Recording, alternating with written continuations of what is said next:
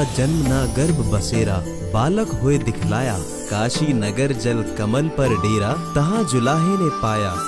जगत गुरु तत्वदर्शी संत रामपाल जी महाराज जी के सानिध्य में परमेश्वर कबीर जी के प्रकट दिवस पर 9, 10 और 11 जून 2025 को नेपाल सहित भारत के 12 सतलोक आश्रमों में 3 दिवसीय महासमागम का आयोजन किया जा रहा है। इस कार्यक्रम का सीधा प्रसारण सतलोक आश्रम श्री धनाना धाम, तहसील गोहाना, जिला सोनीपत, हरियाणा से 11 जून 2025 को सुबह 9:15 बजे से साधना टीवी चैनल, संत रामपाल जी महाराज यूट्यूब चैनल और spiritual leader Saint Rampal ji पर देख सकते हैं। सत साहिब।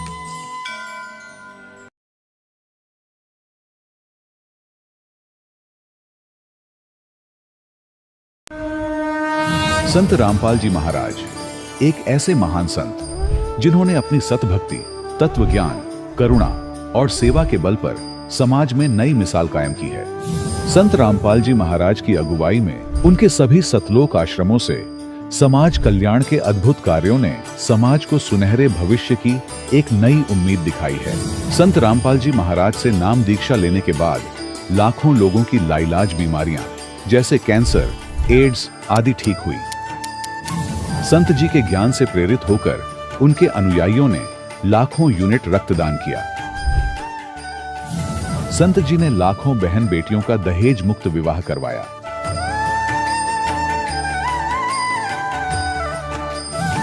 संत जी ने लाखों लोगों का नशा छुड़वाया, करोड़ों उजड़े परिवार बसे। संत जी के आश्रमों में समागम के दौरान निःशुल्क नेत्र चिकित्सा, दंत चिकित्सा प्रदान की जाती है। संत रामपाल जी महाराज द्वारा समय समय पर पर्यावरण संरक्षण के उद्देश्य से बड़े स्तर पर वृक्षारोपण किया जाता है। संत जी ने जरूरतमंदों को तत्काल राहत पहुंचाने के लिए एम्बुलेंस सेवा शुरू की। संत जी अपने अनुयायियों को देहदान के लिए प्रेरित करते हैं, जिससे मानवता की सेवा और चिकित्सा क्षेत्र में सुधार हो सके। संत रामपाल जी महाराज के सभी आश्रमों में हर रोज निःशुल्क भंडारा आयोजित किया जाता है, जहां हर वर्ग, हर जाति और हर धर्म के लोग एक साथ बैठकर भोजन करते हैं।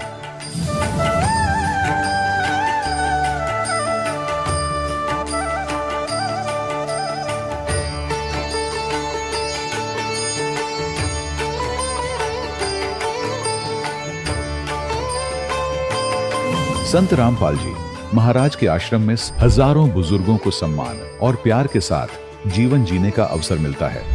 उनके खाने, रहने और स्वास्थ्य की पूरी जिम्मेदारी संत रामपाल जी महाराज उठाते हैं। अनाथ बच्चों के लिए संत रामपाल जी महाराज के सभी आश्रम किसी वरदान से कम नहीं। यहाँ उन्हें शिक्षा, संस्कार और भविष्य के लिए बेहतर अवसर प्रदान किए जाते हैं। चाहे बाढ़ हो, भूकंप या महामारी, संत रामपाल जी महाराज और उनके अनुयायी हमेशा ही जरूरतमंदों के लिए सबसे आगे खड़े रहते हैं। कोविड महामारी के दौरान संत रामपाल जी महाराज के आश्रमों से करोड़ों लोगों के लिए भोजन, दवाइयां और जीवन रक्षक सामग्रियां उपलब्ध कराई गई। चाहे गरीब की मदद हो या किसी शोषित और पीड़ित वर्ग के हक और सम्मान की लड़ाई, संत रामपाल जी महाराज ने हमेशा ही उनकी दबी आवाज को सरकारों तक पहुंचाया है और उन्हें उचित न्याय दिलवाने में अहम भूमिका अदा की है। समाज में आध्यात्मिक और सामाजिक मूल्यों के प्रति जागरूकता लाने में संत रामपाल जी महाराज हर कदम पर मानवता के सच्चे सेवक साबित हुए हैं। संत रामपाल जी महाराज का जीवन हमें सिखाता है कि सच्ची सेवा वही है जो निस्वार्थ भाव से की जाए। आइए हम भी इस महान सेवा के कार्य में इस महान संत से जुड़ें और संत रामपाल जी महाराज से नाम दीक्षा लेकर अपने जीवन को धन्य बनाएं।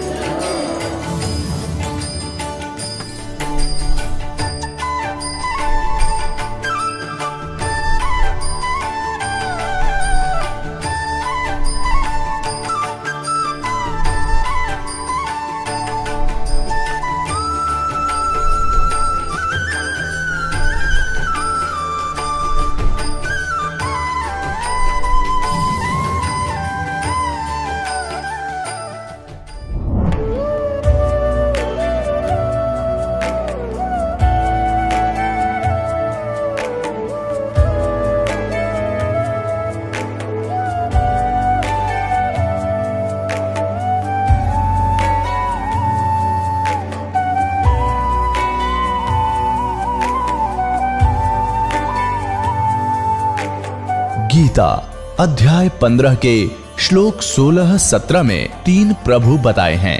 ये 3 प्रभु कौन हैं? किस प्रभु की शरण में जाने के पश्चात जन्म और मरण समाप्त हो सकता है? 3 प्रभुओं में सबसे उत्तम परमात्मा कौन है? कैसा है? उसका क्या नाम है? इन सभी गूढ़ रहस्यों को जानने के लिए अवश्य सुनिए जगत गुरु तत्वदर्शी संत रामपाल जी महाराज के अमृत वचन। दर्शकों, क्या आपने कभी सुना है कि भक्ति करते करते भी व्यक्ति नास्तिक बन सकता है? आखिर ऐसा क्यों होता है कि पूरी श्रद्धा से पूजा व्रत और साधना करने के बावजूद भी मनुष्य को सुख और शांति नहीं मिलती? आज हम आपको एक ऐसे ही व्यक्ति की सच्ची कहानी से रूबरू करवाने जा रहे हैं। इन्होंने हर संभव साधना की, लेकिन कष्टों ने उनकी आशा को तोड़ दिया। इनसे मिलिए ये हैं जलगांव के रहने वाले गुलाब राव पटेल जी, जो सभी पारंपरिक भक्ति साधनाएं किया करते थे, लेकिन फिर भी इनको ना तो शारीरिक सुख मिला और ना ही मानसिक शांति। लेकिन आज गुलाब राव पटेल जी का कहना है कि यदि कोई परमात्मा इस पृथ्वी पर है तो केवल संत रामपाल जी महाराज हैं। दर्शकों, आखिर नास्तिक बने गुलाब राव पटेल जी कैसे आस्तिक बन गए और आखिर क्यों इन्होंने संत रामपाल जी महाराज से दीक्षा ली? आइए सुनते हैं गुलाब राव पटेल जी की कहानी उन्हीं की जुबानी। जी नमस्कार। नमस्कार सर। क्या नाम है आपका? गुलाब राव पाटिल। सर कहाँ से आए हैं आप? मलेर तहसील, डिस्ट्रिक्ट जलगांव, महाराष्ट्र से आया हूँ सर। सर, संत रामपाल जी महाराज से नाम दीक्षा लेने से पहले आप क्या भक्ति साधना करते थे? संत रामपाल जी महाराज जी आने से पहले हमारे घर में जो रीति रिवाज थी पुराने की वो ही करते थे, जैसे कि गणपति पूजा, इसके बाद जो भी मतलब देवी देवता की पूजा, व्रत रखना, मतलब घर में बहुत भक्ति करते थे। खंडेराव की पूजा करना, वो खंडेराव को हर साल में वो बकरा मारते थे। वो एक हमारी देवी थी गांव में, वो देवी को भी बकरा मारना पड़ता था। मतलब ऐसी परंपरा की वो भक्ति करते थे। ये भक्ति करते करते हमारे जो घर में शांति सुख नाम की कोई चीज़ नहीं, हमारे 5 सदस्य हमारे सामने चले गए। सर, हिंदू धर्म की पारंपरिक पूजाएं आप कर रहे थे, तो फिर आपको संत रामपाल जी महाराज से नाम दीक्षा लेने की क्या जरूरत आन पड़ी? सर, ऐसी बात है, हम इतनी भक्ति करते थे, हमारी माता जी, हमारे घर वाले इतनी भक्ति करते थे। हमारी माता जी जो 7 दिन में 6 दिन तो व्रत ही रखती थी, तो हम भी उनके पीछे पीछे वो सब करते थे, लेकिन कोई शांति नहीं, कुछ नहीं। इसके अलावा हमारे घर में कोई ना कोई बाधा आती थी। ऐसे आती थी कि हमारे जो छोटा भाई था वो 4 साल का वो मर गया। इसके बाद बड़ी मतलब छोटी बहन थी, वो 8 साल में वो मर गई। ऐसे इसके बाद हमारी और बड़ी बहन थी, वो 50 साल की उम्र में वो भी मर गई। तो हम जैसे जैसे हम बढ़ते गए आगे, मैं उम्र बड़ा हुआ, मैं आर्मी ज्वाइन कर लिया। आर्मी में जाने के बाद फिर हमारे पिताजी को कैंसर हुआ, कैंसर में मर गए हो। तो मैं सोचा कि ये इतनी भक्ति करने के बावजूद भी आपने इतना कष्ट क्यों हो रहा है? हमारे सदस्य एक सदस्य हमारा घर से वो जा रहा है। फिर हमारे माताजी को बताया, मैं बोला भाई ये जो आप भक्ति कर रहे ये सही नहीं है। अपन इतनी भक्ति कर रहे फिर भी अपने ऊपर इतना कष्ट आ रहा है, फिर हमने ये भक्ति करके क्या फ़ायदा? फिर मैं सर जैसे मैं कोई मानता नहीं था, मैं नास्तिक कतार पे चला गया, मैं नास्तिक बन गया। मैं किसी को मानता नहीं था, या कोई इधर भगवान है या कोई मंदिर में क्या है। मैं सीधा बोलता था मंदिर में पत्थर है, कुछ देने वाला नहीं है, ऐसा मैं सबको बोलता था। घर वाले बोलते थे ये पागल हो गया, ये कुछ भी बकवास करने लग गया। तो सर, आपने संत रामपाल जी महाराज जी से नाम दीक्षा क्यों ली जब आपका भगवान से विश्वास ही उठ गया था? सर, ऐसी बात है, धीरे धीरे मैं जब रिटायर हुआ, रिटायर होने के बाद हमारे पड़ोस में हमको एक ज्ञान का पुस्तक दी। तो वो किताब में 10 रुपये में मुझे मिली। मैं बोला चलो देखते इसमें क्या है। मैं तो सब ऐसे मानते नहीं थे। फिर वो किताब पढ़ने लग गया। जब पढ़ने लगा तो उसमें जो मुझे आज तक अब जितना मुझे ज्ञान देते थे, जिसका विपरीत ज्ञान लगा। मैं बोला ये कैसा हो सकता है? इसमें ब्रह्मा विष्णु महेश इनके भी माता पिता है। तो मुझे थोड़ा सा ये लगा सर कि नहीं, ये ज्ञान और अलग ही है। फिर मैं वो किताब पढ़ते रहा। 3 दिन में मैं वो किताब पढ़ लिया। पढ़ने के बाद मुझे लगा कि सही में ये अपन सही भक्ति पर आ गए हैं, हमने ये नामदान लेना चाहिए। तो हमने नाम दीक्षा ले लिया सर। सर जैसा कि आपने बताया कि पहले भक्ति करते करते आपका भगवान से विश्वास उठ गया था, आप भगवान को मानने से इनकार करते थे, तो सर जब आपने संत रामपाल जी महाराज जी से नाम दीक्षा ली और जिस भगवान की खोज में आप दर दर भटक रहे थे, जिन सुखों की तलाश में आप इधर उधर जा रहे थे, तो क्या संत रामपाल जी महाराज जी से नाम दीक्षा लेने के बाद वो लाभ मिले आपको? जी सर, इतने लाभ मिले कि मैं गिना नहीं सकता सर, कि मुझे बहुत लाभ मिले। सबसे बड़ा लाभ मुझे तो आध्यात्मिक ज्ञान का मिला। तो मुझे कुछ नहीं पता था कि ब्रह्मा विष्णु महेश इनके भी माता पिता है या दुर्गा का पति है, ये इनकी जन्म मूर्ति होती है, यानी असली मतलब भक्ति मिली सत्य ज्ञान मिला, परमात्मा कौन है, इनकी मिलने की विधि क्या है, वो रहते कहाँ है, हम आए कहाँ, कौन है, ये सब कुछ हमको लाभ पहले मुझे मिला। दूसरा लाभ मुझे मेरी बवासीर का बीमारी थी सर, मैं आर्मी में भी था, तो वहाँ पे भी हमने डॉक्टर को दिखाया था। वो गोली देते थे ऐसा करो उसमें, लेकिन कुछ नहीं होता था। फिर घर पे आया, घर पे भी मैं काफ़ी दवा पानी किया, लेकिन उससे भी कुछ नहीं हुआ। आयुर्वेदिक दवा खाई, उससे भी कुछ नहीं होता था। लेकिन जब मैं नाम दीक्षा लिया रामपाल जी महाराज से, तब से मेरा धीरे धीरे सतनाम तक वो बवासीर की बीमारी ख़त्म हो गई सर, बिल्कुल जड़ से निकल गई। इसके बाद मुझे अटैक आया था सर, तो मैं सोचा कि बाप रे, ये तो 60 साल में मेरा भाई को भी अटैक आया, वो भी मर गया, मतलब ये मैं सोचा कि अभी मेरा ही नंबर था। तो लेकिन मैं रामपाल जी महाराज से नाम दीक्षा लेने की वजह से मुझे रामपाल जी महाराज ने जीवन दान दिया। मैं डॉक्टर के पास गया, लेकिन वहाँ जाने के बाद मैंने एक गोली वहाँ से लिया नहीं। दूसरा दिन मैं घर पे आ गया, एक भी गोली वहाँ से लिया नहीं, बिना गोली का मैं ठीक हो गया। चरण अमृत लेके मैं बिल्कुल स्वस्थ और अभी आज आपके सामने खड़ा हूँ सर। इसके बाद मेरी लड़की की ऐसी बीमारी थी, वो 10 क्लास में बेहोश हो जाती थी, मतलब भूत बात कि ऐसी कुछ चक्कर था उसका। मैंने डॉक्टर के पास दिखाया, कई डॉक्टर के पास, बोले इसको कुछ भी नहीं है। तो मैंने झाड़ फूस वाले के पास भी गया, उसने भी किया, पैसा लिया, उससे भी कुछ नहीं हुआ। लेकिन जब हमने नाम दीक्षा लेकर आए, फिर हमारे घर में मालिक की वाणी चली, सुबह शाम दोपहर सत्संग। फिर वो छुट्टी पे आती थी, वो सुनती थी खाली, उसने नाम दीक्षा नहीं लिया था। तो वो सुनने से उसकी जो बीमारी थी वो पूरी खत्म हो गई सर, आज वो ठीक है। वैसे बिना नाम दीक्षा का वो बीमारी चली गई उसकी। इसके बाद फिर उसी टाइम हमारा लड़के का डस्ट का वो एलर्जी थी, वो हमेशा छिका मारता था, ये करता था। उसका ऑपरेशन भी किया, फिर भी उसका वो बीमारी ठीक नहीं होती थी। उसका भी वैसी हुआ कि वो जब रामपाल जी महाराज जी का सत्संग सुनता था, वो सुनने से, वो वाणियाँ सुनने से उसका भी वो बीमारी चला गया। इसके बाद मेरी लड़की की शादी हुई सर। तो शादी में मैं अभी, माँ बाप तो बहुत परेशान रहे थे, लड़की का दहेज देना, तो मेरा वो बाहर भी रामपाल जी महाराज ने उतार दिया, क्योंकि बिना दहेज के वो शादी मैंने किया, दहेज 1 रुपया दिया नहीं। इसके बाद शादी होने के बाद उसको 4 साल के बाद बच्चा पेट में रहा, तो उन्होंने टेस्ट किया, वो ब्रेशर में उनकी एक गांठ थी। वो गांठ जब चेक किया तो उन्होंने, डॉक्टर ने बताया कि कैंसर है। तो जैसा वो कैंसर का बताया तो दोनों रोने लग गए वहाँ दवाखाने में। फिर मेरे पास फ़ोन आया लड़की का कि ऐसा ऐसा है पापा कि मुझे तो कैंसर बता दिया, यानी मेरा अभी 2 महीने का बच्चा है, क्या करे। मैं बोला कुछ भी मत करना, आप सीधा रामपाल जी महाराज से नाम दीक्षा ले लो, दोनों को मालिक सब ठीक करेंगे। फिर दोनों ने नाम दीक्षा लिया, ऑनलाइन नाम दीक्षा दे दिया। फिर डॉक्टर ने, उनका थोड़ा सा ये था कि भाई डॉक्टर करेंगे ठीक, मैं बोला आपको जो जैसा करना है वैसा करो, लेकिन आप भी जो करेंगे अभी परमात्मा ही करेंगे, संत रामपाल जी महाराज ही कर सकते हैं जो कुछ करेंगे। फिर उन्होंने डॉक्टर के पास दिखाया तो डॉक्टर ने बोला कि इसका 8 महीने के अंदर बच्चा को सीजर करके बाहर निकालना पड़ेगा। इसके बाद 8, 9, 12 केमो इसको देना पड़ेगा। फिर डिलीवरी की जब हो जाएगा उसके बाद 4 केमो और देना पड़ेगा। मतलब वो इंजेक्शन रहे थे, वो इंजेक्शन इतना खतरनाक रहे थे, वो बहुत जलन होता। फिर उसको जैसे पहला केमो दिया, इंजेक्शन दिया, उसको कुछ नहीं हुआ।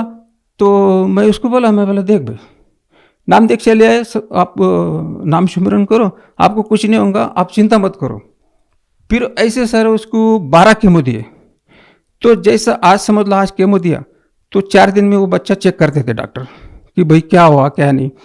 तो बच्चा भी ठीक होके एकदम सही था। फिर उन्होंने बोला था कि 8 महीने में, अभी 8 महीना चालू हो गया, अभी ये बच्चा को सीजर करके बाहर निकलना। मैं बोला नहीं, अभी ये देखो, ये बच्चा रामपाल जी महाराज का आदेश से बाहर आएगा, अभी ये बच्चा बाहर नहीं आएगा। तो जैसे 8 महीना हो गया, वो बोला जल्दी करो। मैं बोला नहीं, करना नहीं। लड़की को बोला धीरज रखो। फिर 9वां महीने में वो बच्चा बिना सीजर किए हुए नॉर्मल डिलीवरी हुए। नॉर्मल डिलीवरी में बच्चा एकदम क्लियर, जब 3 किलो का मतलब बच्चा था।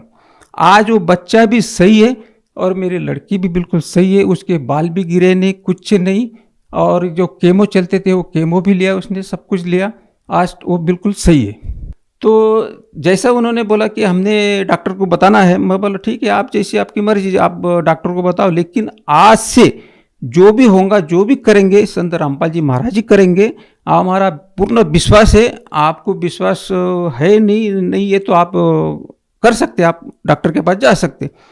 डॉक्टर के पास गए तो उन्होंने बोला कि भाई ऐसा ऐसा ये है, ये 8 महीने में बालक को निकालना पड़ेगा, ये इसका ये करना पड़ेगा, इसके बाल निकल जाएंगे, इसकी ऐसे ऐसे ये होगा। संत रामपाल जी महाराज की दया से कुछ भी नहीं हुआ, बच्चे को भी कुछ नहीं हुआ, मेरी लड़की को भी कुछ नहीं हुआ, बिल्कुल सही सलामत है आज वो। कैंसर का ट्रीटमेंट अभी वो खत्म हो गया, अभी वो सब कुछ भी नहीं है।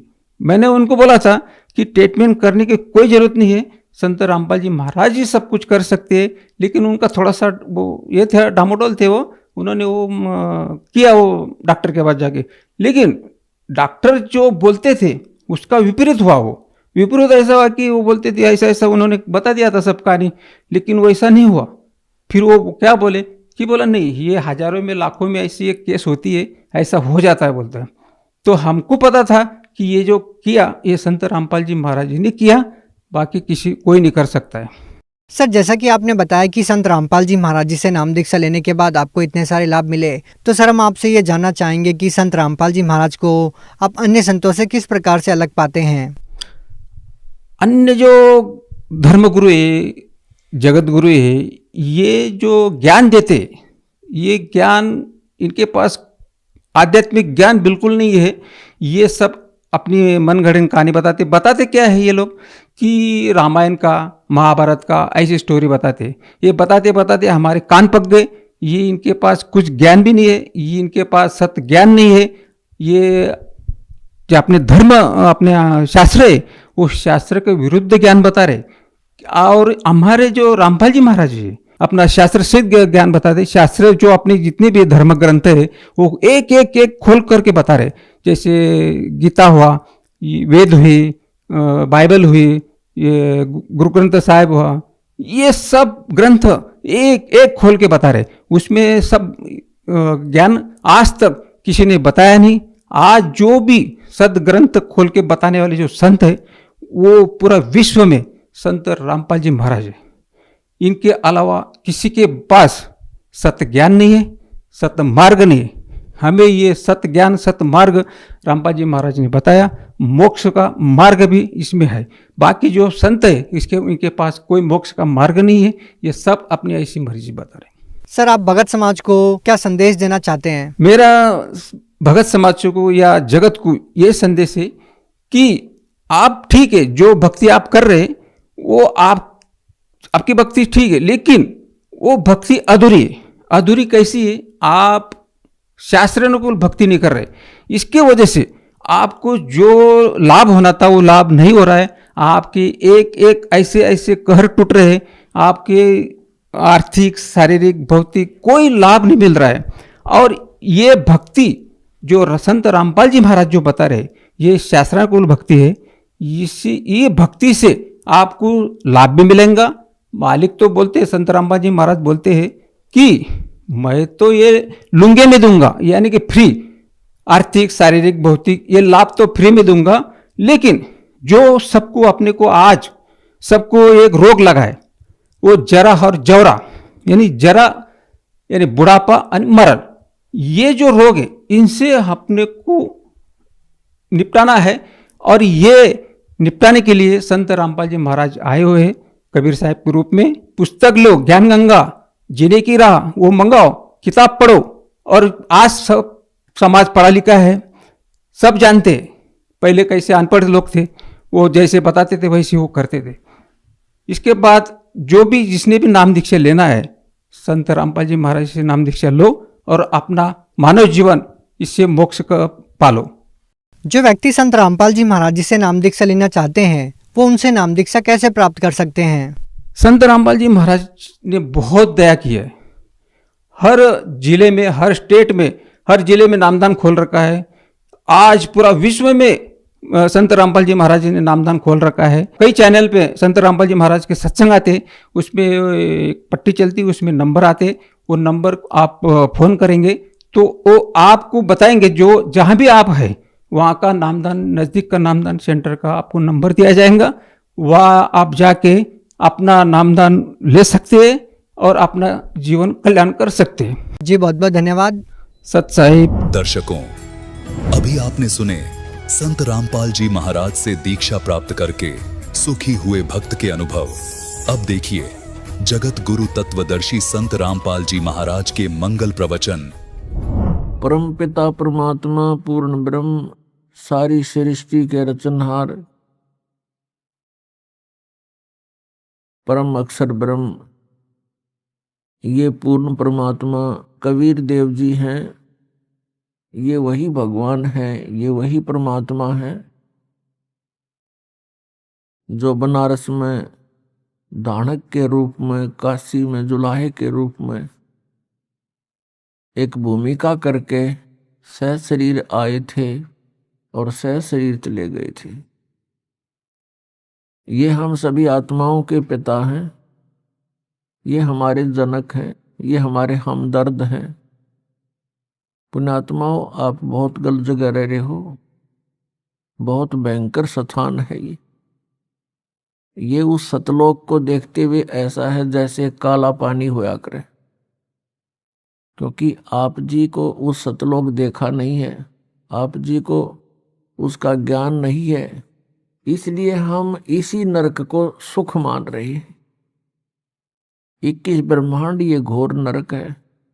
विषय वासनाओं में जीव दिन रात बेचैन रहता है। यहां से अब छूटने का सुअवसर, गोल्डन चांस आ गया।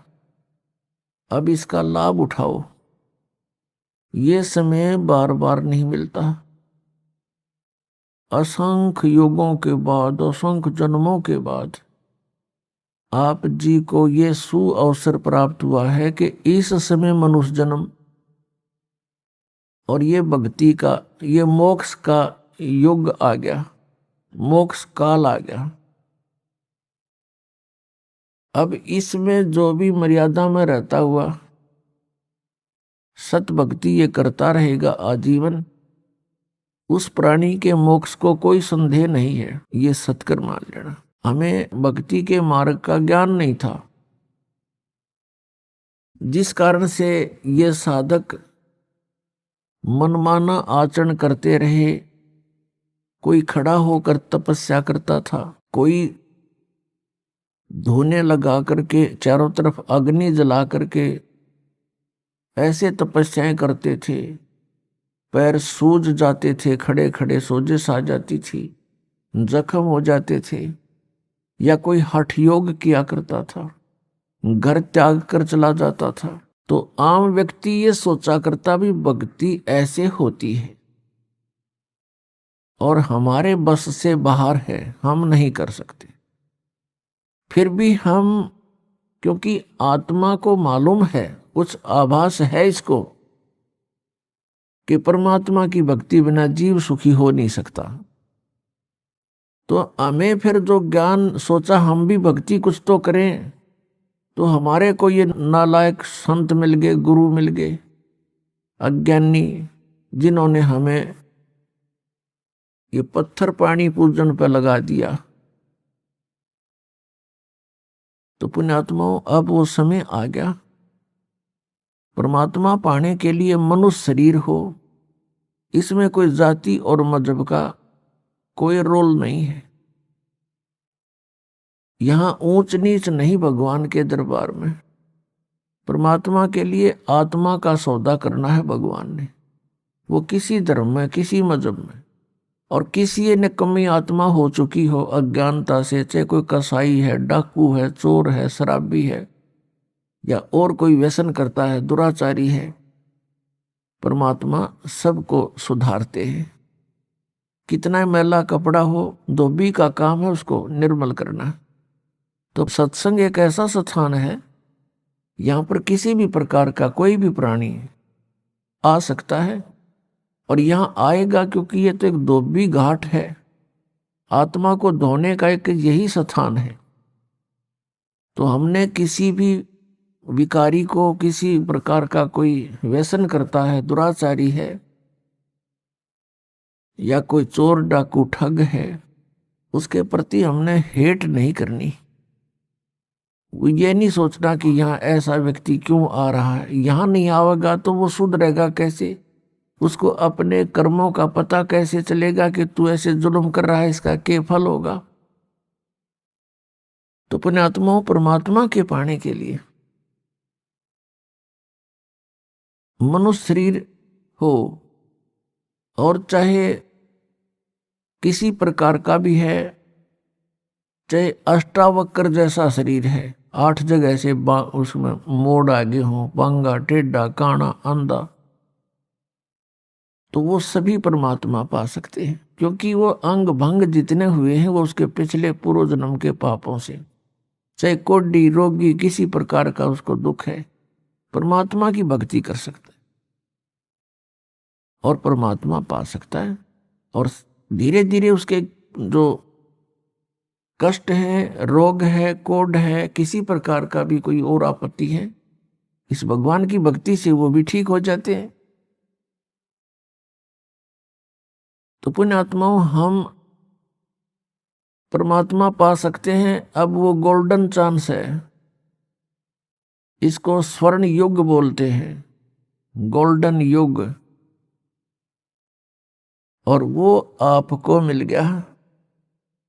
धन्य है आपकी किस्मत, धन्य है आपके माता पिता जिनसे आपका जन्म हुआ। पुण्यात्माओं, ये कोई बालकों का बनाया हुआ विधान नहीं, कोई बच्चों का बताया हुआ ज्ञान नहीं, ये कोई डूम बाट के गीत नहीं, ये स्वयं परमेश्वर के द्वारा दिया हुआ ज्ञान जो दास आपको सुनाता है। और ये 100% सत्य है। हम बालक हैं, हम कब इसको सत्य मानेंगे, हमारी बुद्धि कब इसने ग्रहण करेगी, वो समय आने पर होगा। एक छोटा सा बच्चा होता है, एक पेन उठा लेता है, वो पूछता है क्या है, किसी से भी, बड़े भाई से, पिता से, माता से, वो कहता है बेटा पेन है। वो कहता है पेन है, पेन है। तो वो ये उसकी बुद्धि अभी ये स्वीकार करने योग्य नहीं है कि ये क्या चीज है, और उसमें उसको अविश्वास भी नहीं है कि मेरा पिता या भाई बहन ये जो बोल रहा है वो गलत होगा। तो उसको करता करता वहीं रखकर और खेल में लग जाता है। ये ऐसा ज्ञान है कि 1-2 वर्ष में तक आपकी मिटेगी। ये दास बतावेगा और आप सुनोगे, क्योंकि आप शिष्य होगे, हमारे बच्चे होगे, और बच्चे अपने माता पिता के वचनों पर अविश्वास नहीं करता, लेकिन वो बुद्धि उसकी ग्रहण नहीं कर रही अभी वो है के। और जब वो बच्चा बुद्धिमान हो जाता है, बड़ा हो जाता है, उसका माइंड सब ज्ञान ग्रहण करने योग्य हो जाता है, फिर वो अपने आप समझ जाता है।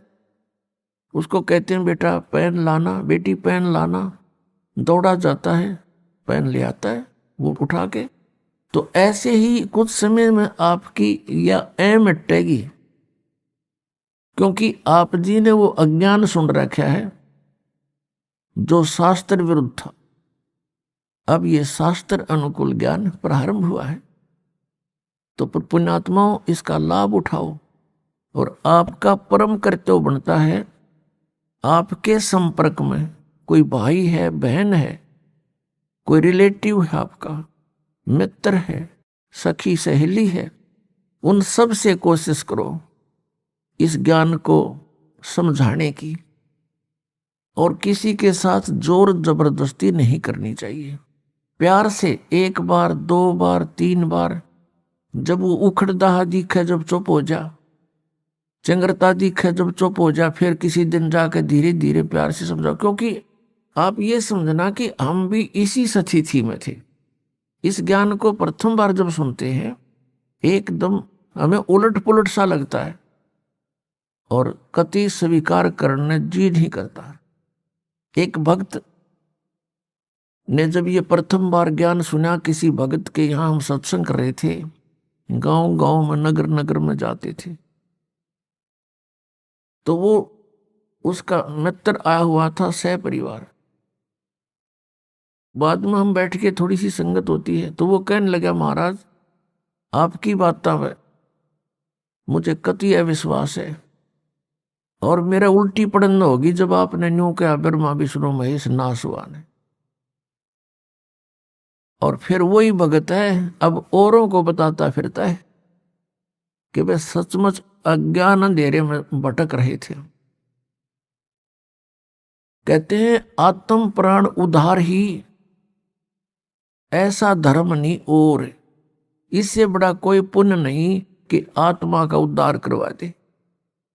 एक मंत्री है, मुख्यमंत्री है, या कोई सेठ धनी व्यक्ति है, वो अपने मित्र को, रिलेटिव को क्या दे सकता है? 10-20 हजार रुपये दे देगा, कोई एक नौकरी लगवा देगा, या कोई ऐसा कोई कॉन्ट्रैक्ट दिवा देगा जिससे पेटे तक का काम होगा उसका, रोज इस जन्म के एक रोजगार तक सीमित है। और इस मार्ग से अब इस जीवन में तो उसने थोड़ा बहुत राहत मिल गई, और मिले भी वह उसकी किस्मत पूर्व निर्धारित, तो उसी से कारण वो किसी मंत्री से, मुख्यमंत्री से, धनी से संबंधित होगा। वैसे नहीं हो सकता। वो भी किसी समय इसी प्रक्रिया से बने हुए संस्कार हैं उसके। तो अगले जन्म में वो गधा बन गया, सूअर बन गया, बता कौन फैसिलिटी देगा उसने? तो ये जो मंत्र है, ये जो भक्ति विधि है, इससे उस प्राणी के आगे ये जन्म मृत्यु का रोग कटेगा। और यदि किसी कारण से पैर भी फिसल गया, ना पार हुआ, तो रोजी रोटी तो उसके आगे रखी पाएगी। तो इससे बड़ा जो उपकार कोई नहीं कि उसको इस नाम से जुड़वा दे। परमात्मा कबीर जी की शरण में उसको ले आवे। परमात्मा ने कहा कि 1 करोड़ गौओं को हत्थे में कटने से बचाने का जो पुण्य होता है, एक आत्मा को कबीर परमेश्वर की शरण में लाने से इतना पुण्य उस लाने वाले का कमीशन है। ये सत्कर मान लेना। क्योंकि ना जाने उस जीवात्मा के कितने ऐसे बूंदे जन्म होने थे कि तो बकरा बनकर गला कट्टा हो, कि तो गऊ बनकर, कि तो भैंसा बनकर, मुर्गा बनकर, बकरा बनकर, और परेशानियां ना जाने कितनी होनी थी। तो इतना पुण्य है। और इसी कार्य को करने के लिए परमात्मा स्वयं सतलोक से चल कर आते हैं। और आज वही काम हम भी करेंगे तो भगवान कितना प्रसन्न होगा, हम सोच भी नहीं सकते हैं। क्योंकि ये लोक रहन का नहीं है। या तो हमारे साथ सारा काम बलपूर्वक कराया जा रहा है, हमें मजबूर करके विवश कर रखा है।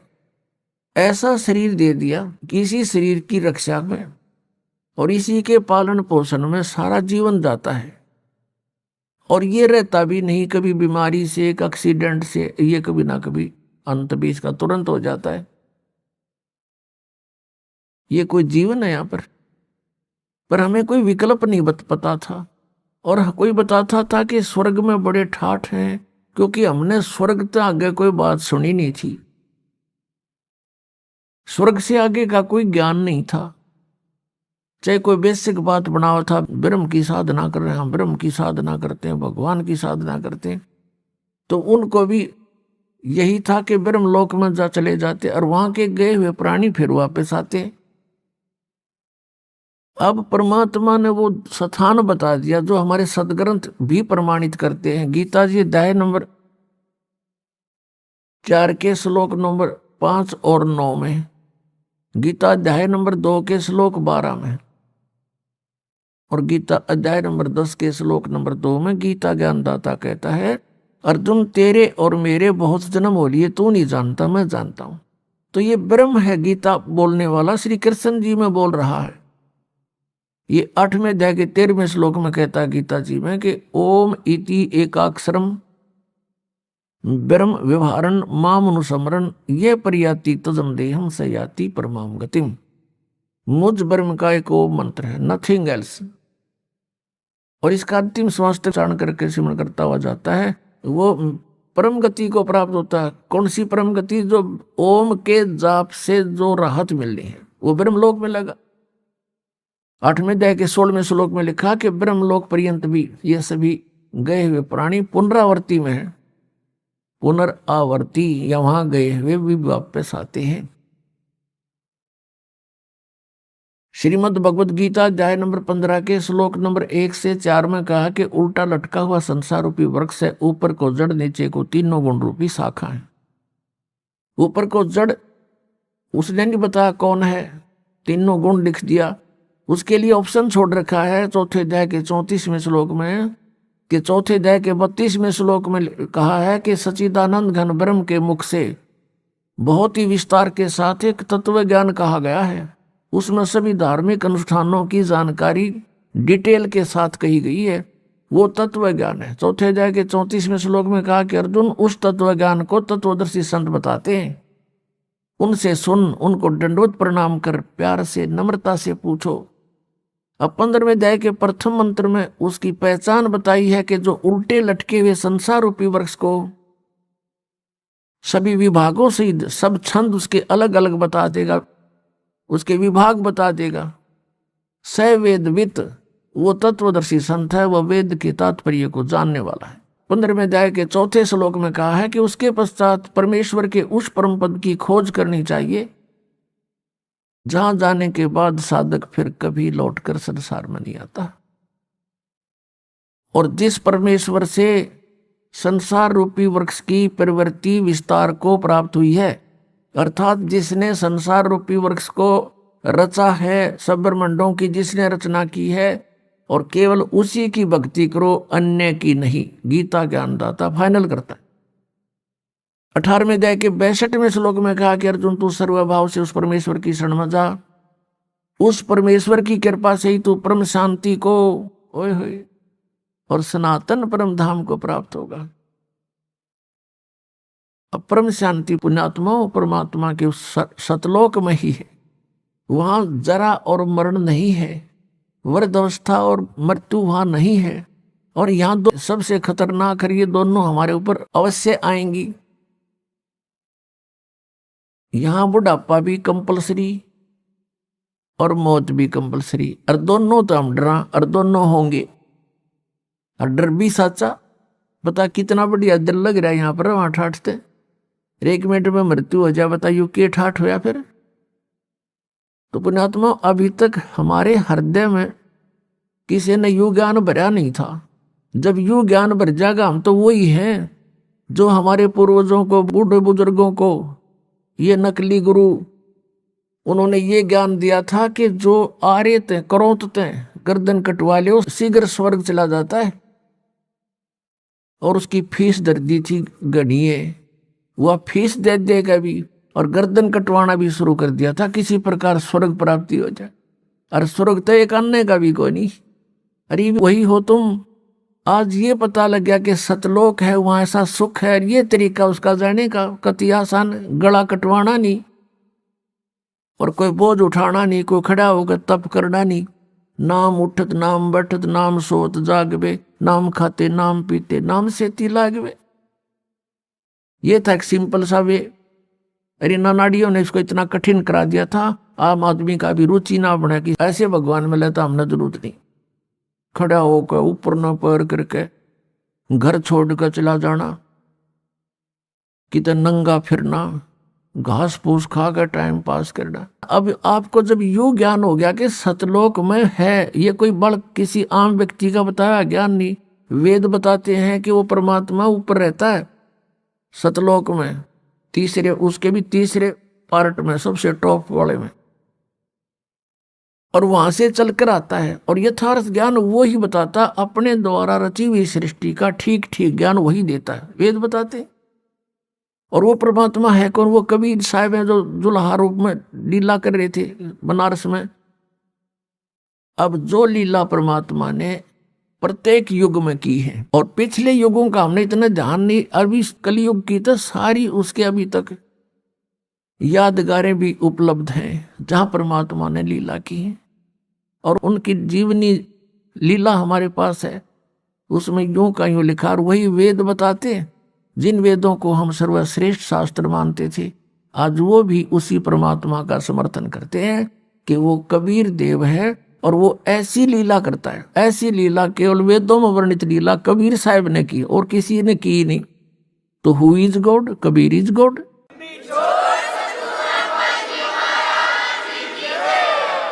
तो हमने सबसे पहले ये पहचान होनी चाहिए कि परमात्मा कौन है और उसके पाने का वे कौन सा है, तरीका कौन सा है। बस फाइनल, फिर बात खत्म होगी। फिर तो मर्यादा में रहना है, बकवाद करनी नहीं। बकवाद भगवान को नहीं भाती। और अपनी भक्ति करे, प्यार से रहे सबके साथ, किसी द्वेष राग नहीं करे। तो प्रसंग जो चल रहा था कि हमें अब ये किसी बालक का बताया हुआ ज्ञान नहीं, स्वयं परमात्मा का बताया हुआ ज्ञान है कि वहां सतलोक है। और फिर उन महापुरुषों को जिनको परमात्मा ने गवाह बना के छोड़ा, वो दिखा करके, प्रत्येक दृष्टा बना करके, साक्षी बना करके वापस छोड़ा। अब उन्होंने ये साक्ष्य दिया है, ये गवाही दी है कि सतलोक है, वहां सदा युवा रहते हैं और वहां पर सब कभी मृत्यु नहीं होती, किसी चीज का अभाव नहीं। हमारा शरीर वहां ऐसा है जिसमें कोई बीपी आई हो ना, लो हो ना, कोई रोग लगे। और पुण्यात्माओं, जब आदमी बिल्कुल रोग रहित होता है, इतनी प्रसन्न रहता है उसकी आत्मा, पूछो मत। और वहां तो परमात्मा के दर्शन हर समय होते हैं। अब एक स्वाभाविक बात है, आप किसी एसी रूम में बैठे हो, एयर कंडीशनड रूम में, तो वह अपने आप आपको बहुत अच्छा वातावरण महसूस हो रहा है। और उससे बाहर निकल कर आ जाओ आंगन में, जड़ जा टटरा 2 मिनट में, तो वो ये अंतर है। ऐसा ही ये तो समझो वो जलता हुआ स्थान है और सतलोक में एसी लगा हुआ स्थान समझ लो। तो अब हमें ये ज्ञान होएगा कि हम वहां जाने से सदा के लिए सुखी होंगे। तो आपको इतना तो ज्ञान है कि मृत्यु तो होगी आपकी, इसने तो कोई ना भी करनी है, को नहीं, कहाँ होएगी।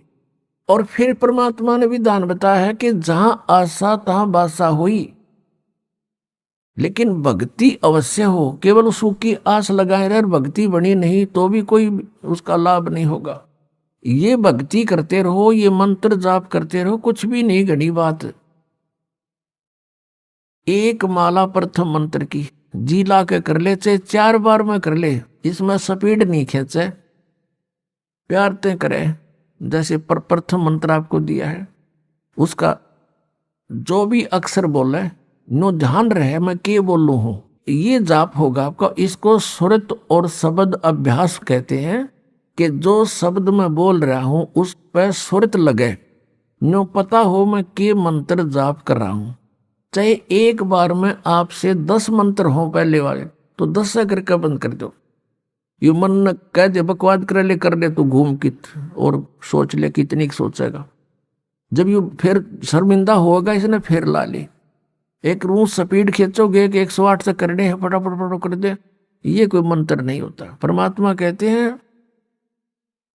कहते माला तो कर में फिरे और जीव्या फिरे मुख माही, और मंत्र तेरा कहीं और घूम रहा, ये तो सुमरना ही। 108 मंत्र आपको बताए जाते हैं, ज्यादा भी कर सकते हो कोई बात नहीं, और किसी दिन कम भी रह जाता, चिंतित नहीं होना चाहिए, क्योंकि परमात्मा को पता है काल ने यू एजेंट छोड़ रखा मन कि यू भक्ति ना करने दे तुमने। लेकिन कुछ दिनों के बाद आत्मा इस पे हैवी हो जाएगी और बैठ के इस पे भजन कराया करेगी। फिर श्वास का मंत्र आ जाता है। एक बार आप ध्यान से, ये मन भागता है, फिर थोड़ी देर पास फिर चेतन हो जाए, फिर करे, तो ऐसे करता रहे, ऐसे अभ्यास बनेगा इसका, ऐसे ही चलता है। और कुछ दिनों के बाद आपको रात्रि में भी, स्वप्न में भी आपका सिमरण शुरू हो जाया करेगा, सोते सोते सोते सोते श्वास उश्वास से। और एक श्वास उश्वास की इतनी कीमत है सतनाम की, 2 अक्षर की। और तीसरे का तो कहना है कि सार नाम तो वो तो एक का जपया हुआ घना काम करते हैं।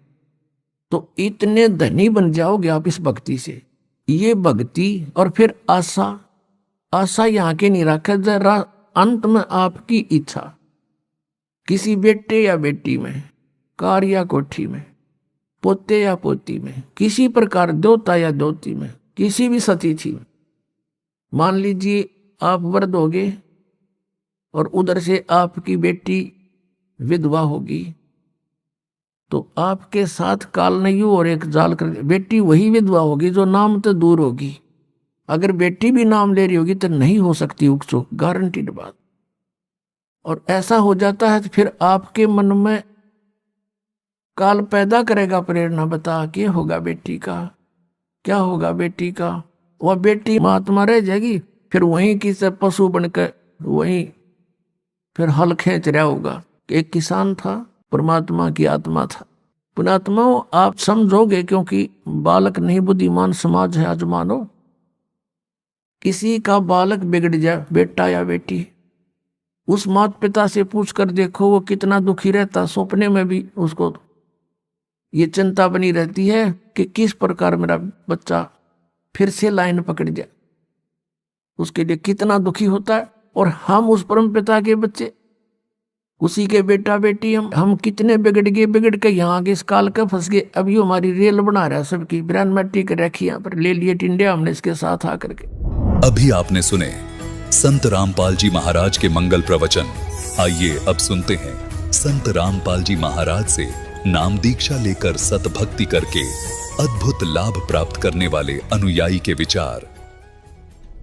कहते हैं कि तकदीर बदलना आसान नहीं होता, लेकिन आज हम आपके सामने एक ऐसी कहानी लेकर आए हैं जो इस धारणा को चुनौती देती है। मिलिए राजेंद्र सिंह जी से, जो बठिंडा पंजाब से हैं। पहले ये मेहंदीपुर बालाजी की भक्ति करते थे, लेकिन जीवन में अशांति और प्रेत बाधाओं का सामना करना पड़ा। कई साधनाओं के बावजूद इनकी समस्याएं खत्म नहीं हुई, बल्कि बढ़ती ही गईं। फिर एक दिन संत रामपाल जी महाराज के एक शिष्य ने इन्हें ज्ञान गंगा पुस्तक दी। इस पुस्तक ने उनके जीवन में प्रकाश फैलाया और उन्हें सच्चे भक्ति मार्ग की ओर आकर्षित किया। 10 अगस्त 2014 को जब इन्होंने संत रामपाल जी महाराज जी की शरण ली, तब इनके जीवन में एक नया सवेरा हुआ। संत जी के आशीर्वाद और ज्ञान से इनके जीवन की सभी समस्याएं दूर हो गईं, प्रेत बाधाएं समाप्त हुईं, खोई हुई संपत्ति वापस मिल गई और इनका परिवार सुख शांति से भर गया। अब आइए उनके शब्दों में सुनते हैं उनका यह अद्भुत जीवन परिवर्तन। जी नमस्कार। नमस्कार जी सर जी। सर क्या नाम है आपका? राजेंद्र सिंह जादौन, बठिंडा पंजाब से। सर संत रामपाल जी महाराज जी से कब जुड़े आप? 10/8/2014 को जुड़े थे ये। सर संत रामपाल जी महाराज जी से जुड़ने से पहले आपने क्या भक्ति साधनाएं की? सर 1997 से जब से वैवाहिक जीवन प्रारंभ किया था, तब से और 2014 तक हमारे घर में प्रेत बाधाएं थी और बालाजी की भक्ति किया करते थे, मेहंदीपुर बालाजी की। मेहंदीपुर बालाजी में ही बच्चों का मुंडन करवाया और प्रेत स्वयं घर में आके बोला करता था। और वो प्रेत को बोलते बोलते उसका तांत्रिकों से निवारण करवाया, पर हो नहीं पाया। और उसके बाद में राजस्थान नोखा के अंदर कोई मेहंदीपुर बालाजी का भगत था, तो उसने कुछ कार्रवाई करके दी थी भी, ये आप घर ले जाओ और ये शांत हो जाएगा प्रेत। मेरे घर पे आने से पहले प्रेत ने कह दिया था कि जो तू करवा के लाया है ना, उसके करवाने से कोई तेरे को लाभ नहीं होगा। और मेरा हाथ पकड़ा, बाजू पकड़ा और मंदिर के अंदर ले गया जहाँ मंदिर बनाया हुआ था। और उस प्रेत ने अपनी छाती पे जो बालाजी का स्वरूप था, मेहंदीपुर बालाजी का, तोड़ के फेंक दिया था। कहता जिसकी तू भक्ति कर रहा है ना, मैं इससे भी तकड़ा हूँ। उस दिन मेरे को यह पता लगा कि इस संसार के अंदर इन देवी देवताओं से कोई ऊपर शक्ति है, या तो शैतान है या कोई और है परमात्मा। तो सर पहले क्या क्या भक्ति साधने आपने की? इससे पहले हमने हनुमानगढ़ संगरिया में मुसलमानों के जो अपने पीर खाने होते हैं वहाँ भी गए थे, और वहाँ भी कोई लाभ नहीं हुआ। पैसे देते गए लेकिन लाभ नहीं हुआ। मोड़ मंडी पंजाब में यहाँ भी गए थे, वहाँ भी कोई लाभ नहीं हुआ। उत्तर प्रदेश सिकंदराबाद में भी गए, वहाँ भी कोई लाभ नहीं हुआ। सर जब आप पहले ही इतनी सारी भक्ति साधनाएं कर रहे थे, तो फिर आप संत रामपाल जी महाराज जी की शरण में क्यों गए?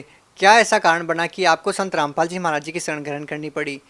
सर जी, इससे पहले हमें संत रामपाल जी के नाम का भी नहीं पता था। संत रामपाल जी के शिष्य एक दिन कॉलोनी में आए और दरवाज़ा खटकाया। सुबह का 8 बजे का टाइम था। उनका नाम था विपन जी। तो उन्होंने ज्ञान गंगा बुक दी। उसमें झगड़ा हो रहा था हमारे घर के अंदर। तो हमने कहा बाबाओं के चक्कर में हम बर्बाद हैं, हम विश्वास नहीं करते। वो बोले सर जी लो, ये 10 रुपये ज्ञान गंगा बुक है। तो मैंने कहा चलो कोई आया होगा, दे देते हैं 10 रुपये। 10 रुपये दे के और ज्ञान गंगा बुक मैंने बेड पे रख दी और मैं गाड़ी लेकर गुजरात चला गया। जब मैं गुजरात से वापस आया 10 दिन के अंदर, तो हमारी जो पत्नी है हमारी, उसने ज्ञान गंगा को बुक को कंप्लीट पढ़ दिया और शास्त्रों से मिलान भी कर दिया। मिलान करने के बाद में तो आशाराम जी की भक्ति हुआ करती थी हमारे 2007 से 14 तक, 7 साल तक। इसी दौरान तो उन्होंने ये कहा कि जितना भी उनका अनुभव था किताब का, बुक का मिलान किया, तो सारा मटेरियल उन्होंने जल प्रवाह कर दिया और बोले ये है हमारी असली भक्ति। जो हम कर रहे थे वो सही भक्ति नहीं थी। तो 10/8/14 को हमने सतलोक आश्रम गए और वहाँ दीक्षा ले ली। सर जैसे कि आपने आसाराम बापू का जिक्र किया, उसके बाद आप संत रामपाल जी महाराज जी की शरण में आए, तो सर दोनों संतों के अंदर आपको क्या भिन्नता नजर आई और क्यों आपको ऐसा लगा कि संत आसाराम जी द्वारा दी गई भक्ति सही नहीं है? आसाराम बापू की भक्ति यूँ सही नहीं थी कि मेरी गाड़ी के 3 एक्सीडेंट हुए थे और उसमें मेरे पास 176 गज ज़मीन थी, जो कि एक 30 फुट रोड और एक 26 फुट रोड पे, मेन रोड पे मकान था। 2 किस्तों में मेरे को बेचना पड़ा। वो कर्जा इतना चढ़ गया कि ज़मीन बेचने के बाद में भी 7 लाख रुपए कर्जा रहा 3 एक्सीडेंट के अंदर। तो बर्बाद हो गया। उसके बाद मैं किराए पे चला गया। लेकिन ज्ञान गंगा जब बुक आई, बुक आने के बाद में दीक्षा ली। तो दीक्षा मैंने क्यों ली? इस विषय से ली कि मैंने कोई गुरु नहीं बनाए अपने लिए लाइफ में। हमारी भक्तमती धार्मिक थी, हमारी पत्नी जो है धार्मिक थी। तो मैंने कहा भाई चलो ये जो शक्ति है, ये जो ज्ञान है, इससे अति उत्तम होगा, क्योंकि गुरु कोई भी नहीं छोड़ के राजी है, चाहे वो असली हो या नकली हो, जो भी हो। संत रामपाल जी का जो ज्ञान था वो हमारे धर्मशास्त्रों के अनुसार है। और जो आशाराम बापू का जो प्रचार जो कर रहे थे वो लोकवेद के आधार पे कर रहे थे, उसका कोई प्रमाणित नहीं था। अपने इसमें शास्त्रों के अंदर कोई प्रमाण नहीं था। सर जैसा कि आपने बताया कि संत रामपाल जी महाराज आपको प्रमाणित ज्ञान दे रहे थे और शास्त्र विधि अनुसार आपको भक्ति दी, तो सर हम आपसे ये जानना चाहते हैं कि संत रामपाल जी महाराज द्वारा दी गई साधना को करने के बाद आपको क्या लाभ मिले? उससे जो हमारा मकान बिक गया था, ज़मीन और प्लस 2 मंजिल मकान बना लिया है मैंने संत रामपाल जी से जुड़ने के बाद में। पहला लाभ तो ये हुआ। अच्छा, बच्चों की 3 साल पहले मैंने रमैनी की थी। रमैनी क्या होती है इस विषय में हम नहीं जानते बिल्कुल भी। संत रामपाल जी ने ही बताया कि ये संतों की भाषा में रमैनी विवाह को बोलते हैं। और उसके बाद में आज तक घर में सुख शांति है और कोई भूत प्रेत बाधा नहीं है। दूसरा लाभ ये हुआ कि मुक्तसर से जलालाबाद हाईवे के अंदर मेरी गाड़ी पकड़ी गई थी 26 जुलाई 2018, जो पिछला प्रकट दिवस आया था, उससे 2 दिन पहले। जैसे मेरी गाड़ी पकड़ी गई, मेरी गाड़ी के कंप्लीट कागज चलान में गंगानगर थे आरटीओ के पास। तो मैंने कहा परमात्मा अब मैं शायद ही पहुंच पाऊंगा आपके प्रकट दिवस पे। तो एकदम आवाज़ आई कि गाड़ी वाले का सिफारिश आ गई है। मैंने कहा यहाँ जंगल में किसकी आवाज़ आ रही है? तो संत रामपाल जी स्वयं स्कूटर पे आए और सीधा आरटीओ के पास गए। उससे 1 मिनट बाद की, तब तक गनमैन मेरे पास आ चुका था कि भाई क्या लोड है? मैंने कहा जी कॉटन लोड है, हरियाणा से आ रहे हैं, पंजाब जा रहे हैं। कहता भाई कागज़ और गाड़ी के कागज़ और इसके डॉक्यूमेंट्स क्या नाम है माल के लेके वाप आ जा भी फटाफट, चालान काटना है तेरा। तो मैं ये देख रहा था, संत रामपाल जी स्वयं आए, आरटीओ से 1 मिनट बात की और उतनी देर में बस पास 2 गाड़ियाँ बीच में थी, तीसरी गाड़ी आरटीओ की खड़ी थी, तो मेरे पास आ गए। तो मैं अभी सीट पे बैठा, मैंने कहा ये कैसे हो रहा है। इसको देखने के बाद में मेरा दिमाग काम करना ही बंद कर दिया था, रुक गया था। मैंने कहा ऐसे कैसे हो सकता है। तो उसके बाद आके परमात्मा ने, संत रामपाल जी ने बोला उससे गनमैन से, भी जाने दे रहे गाड़ी को, क्यों रोक रखा है इसको, बात हो गई है। और इतनी कहने के बाद में मैं भी सीट पे बैठा हूँ, गाड़ी स्टार्ट है, और उसका जो गनमैन है वो नीचे खड़ा है मेरे बगल में, कह रहा अभी कागज़ लेके आ जा। तो वो गनमैन भी कहता है, भी वापस चला जाता है आरटीओ की तरफ, और संत रामपाल जी मुक्तसर की साइड में चले जाते हैं अंधेरे में, क्योंकि 4 बजे का वक्त था, अंधेरा था उस समय। तो वहाँ जो गनमैन था वो आरटीओ के पास गया, उससे बात हुई और बात करके वो बोला भी गाड़ी को जाने दो। सबसे दूसरा लाभ मेरे को ये हुआ। तीसरा ये हुआ कि जो कर्जे के बाद में जो मैंने ज़मीन बना ली, मकान भी बना लिया, तो आज उसमें प्लस 5-7 लाख का प्रॉपर्टी प्लस हो गई है, पहले काम माइनस में थी। तीसरा लाभ ये है जी, मेरी कमर में बहुत बड़ा दर्द भी नहीं था, एक तरह का जैसे हड्डी टूट जाती है, रीढ़ की हड्डी, उस हिसाब से था। तो मेरे से चला भी नहीं जा रहा था, अंग भी नहीं हिल रहे थे उस समय। ये हनुमानगढ़ राजस्थान की बात है, अभी कोई 6 तारीख की बात है। तो मैंने कहा परमात्मा ये भी दया हो गई आपकी, अब दास क्या करेगा कि बच्चे छोटे हैं तो गाड़ी नहीं चलाएंगे, नहीं उनको कोई ऐसा ट्रेनिंग दे रखी है मैंने बच्चों को। तो मैंने कहा अब गाड़ी को कबाड़ियों को बेच देंगे और घर पे जाके भक्ति करेंगे, आराम से साधना करेंगे। बढ़िया हो गया। तो उसके 3-4 घंटे के बाद ही मेरा धीरे धीरे वो शरीर सही स्वस्थ हो गया, और आज मैं बिल्कुल स्वस्थ हूँ। किसी डॉक्टर से 1 रुपये की भी दवाई नहीं ली मैंने। 5वां लाभ जो है वो ये है कि हमारी जो पत्नी है उसको खूनी बवासीर था और लिकोरिया की बीमारी थी, वो भी आज कंप्लीट स्वस्थ है बिना दवाई के, संत रामपाल जी से नाम दीक्षा लेने के बाद में। आज तक यही लाभ है, सुख शांति है और अपना सही जीवन जी रहे हैं।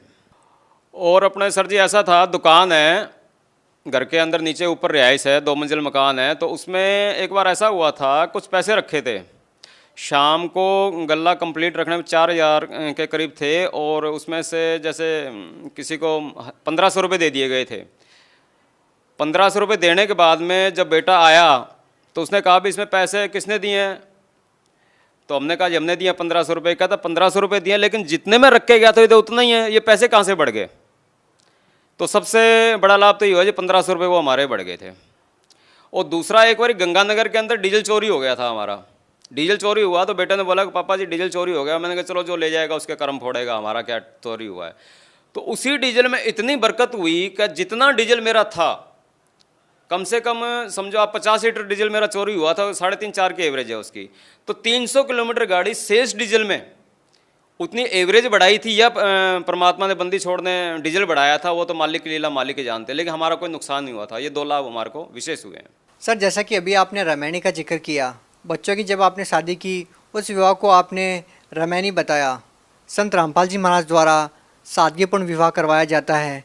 सर, इस सादगीपूर्ण विवाह के बारे में बताइए, किस प्रकार से करवाया जाता है। संत रामपाल जी ने जो रामायणी है, इससे पहले हम भी नहीं जानते थे। ये 17 मिनट में शादी होती है, रामायणी कहो या शादी कहो, वो भाषा अलग है। और इसमें ना दहेज लिया जाता है ना दिया जाता है। इसमें कोई बारात नहीं, कोई बैंड नहीं, कोई बाजा नहीं, कोई सेहरा नहीं, कोई पंडित नहीं, कोई काजी नहीं, ना ही कोई हवन फेरे हैं। सिंपल तरीके से जाओ और अपना 17 मिनट में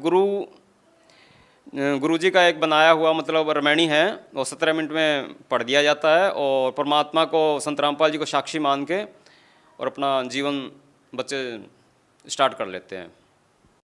सर, आपने बताया कि संत रामपाल जी महाराज जी के शरण में जाने के बाद इतने सारे लाभ आपको मिले।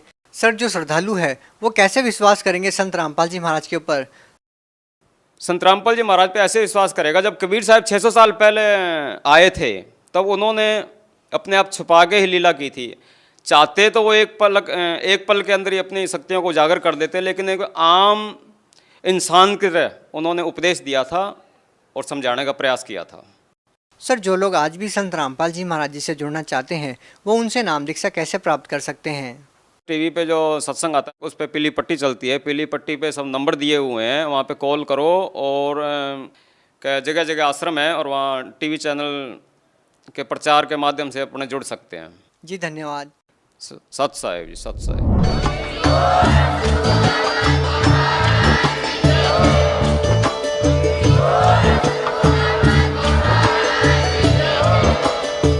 सुन रहे थे जगत गुरु तत्वदर्शी संत रामपाल जी महाराज जी के मंगल प्रवचन। अधिक जानकारी के लिए विजिट कीजिए हमारी वेबसाइट www.jagatgururampalji.org। संत रामपाल जी महाराज जी के शुभ आशीर्वाद से पूरे विश्व भर में 500 से भी ज्यादा नाम दीक्षा केंद्र हैं, जिन पर संत रामपाल जी महाराज जी द्वारा ऑनलाइन निशुल्क नाम दीक्षा दी जा रही है। अपने नजदीकी नाम दीक्षा केंद्र का पता करने के लिए संपर्क करें 8222880541।